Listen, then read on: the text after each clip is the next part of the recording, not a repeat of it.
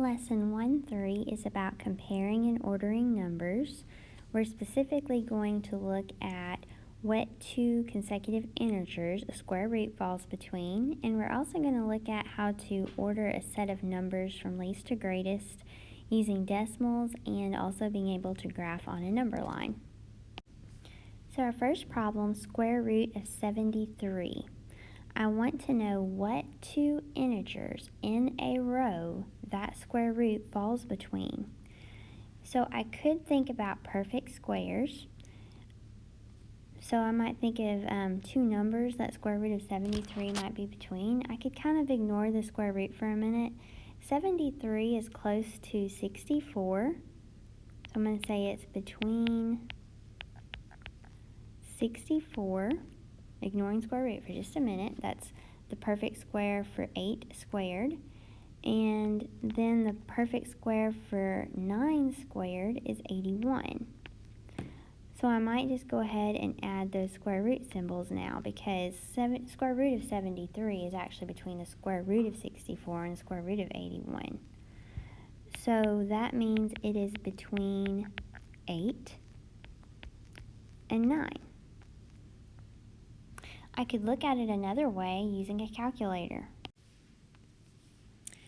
So I turn on the calculator and then press the second function and the square root button. I type in 73, close my parentheses, and hit enter. You'll notice that I get a decimal 8.54 something. It really doesn't matter what keeps on extending beyond that, but I know that 8.5 something is between 8 and 9.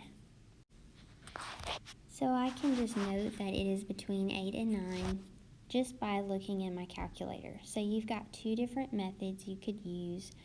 You could either look at the perfect squares, or you could use your calculator. Now we have a negative square root of 21. So ignoring the negative, I could think of maybe what two perfect squares that is between as one method to figure this out. Well, 21 is between 16 and 25, but these are square roots and they're negative square roots. Remember, the negative is outside the square root. So that tells me that it is going to be between -4 and -5.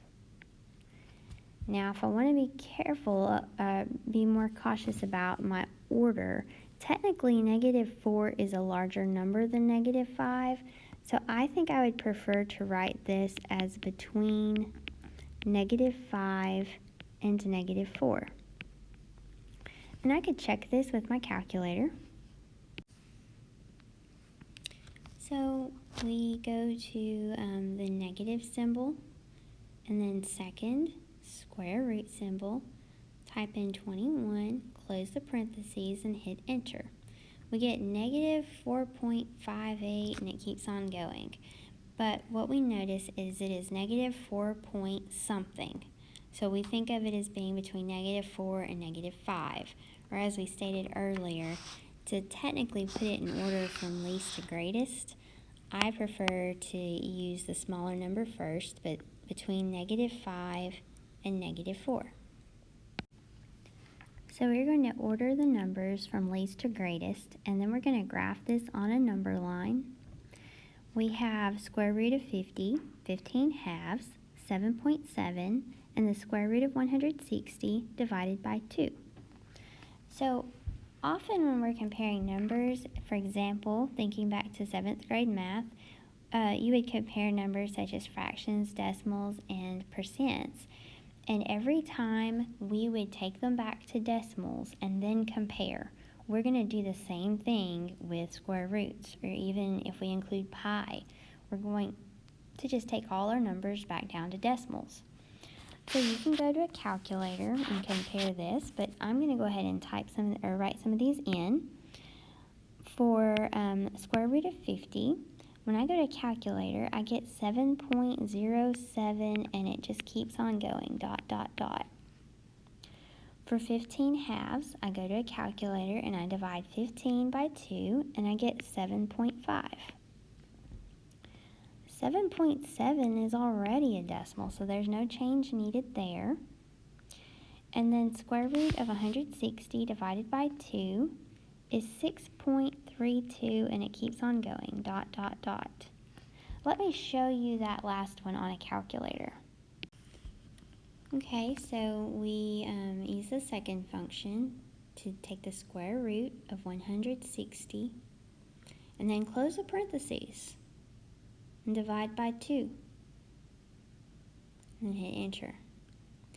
Notice that we had to close the parentheses on this one, because if you did not, then it would take 160 divided by 2 and then take the square root of all of it. But we only have the square root symbol over 160, so be careful there. Okay, so at this point, I'm going to order my numbers from least to greatest. I can do this without a graph, and so I'm going to go ahead and do so. I look at my decimals, and I see that one of the numbers is 6 point something. So I'm going to go ahead and write that original number, 6.32, as an original with square root of 160 divided by 2. So I'm going to write that, 160 divided by 2. That's my first number. And then I have a 7.0, a 7.5, and a 7.7, looking at decimals. So 7.07 is next, and that original number was square root of 50. Then 15 halves was 7.5, so it was the next, and then the largest number was 7.7. I leave it as a decimal since that's its original form was a decimal value. So these numbers are now in order from least to greatest. So I'm setting up a graph, or a number line to create a graph, and I want to make sure everything is equally spaced. I needed my numbers to be between 6 and 8 because that's where they fall. And so I divided from 6 to 7, I divided it in half, and I'm labeling this as 6.5.